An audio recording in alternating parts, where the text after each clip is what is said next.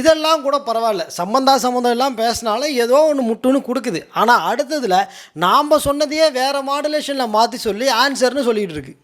எவன் மொழியோ இலக்கியத்தையோ எடுத்துக்கிட்டு சமூக தொண்டு செய்றானோ அவன் ஜோதி கரைச்சி திங்கிறவன் அர்த்தம். இதெல்லாம் யாருடைய ஆடியோன்னு தெரியுதா உனக்கு?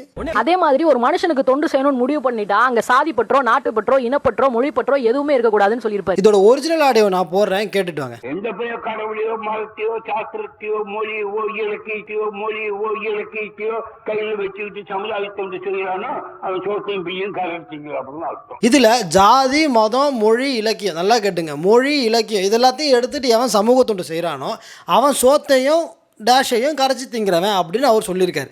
அதுக்கு அக்கா கொடுத்த ரிப்ளை பாருங்க. அதே மாதிரி ஒரு மனுஷனுக்கு தொண்டு செய்யணும்னு முடிவு பண்ணிட்டா அங்க சாதி பற்றோ, நாட்டு பற்றோ, இதைத்தானையா நானும் சொன்னேன். மொழி இலக்கியத்தை தூக்கி பேசுறவனை அவர் திட்டியிருக்காரு அப்படின்னு. இதை எப்படி நீ ஜஸ்டிஃபை பண்ண போற? ஆன்சர் எங்க? அவன் கிடக்குற தம்பி பிக்காளி பையன், அவன் ஒரு ஆளுன்னுட்டு அவனுக்கு பேச வந்து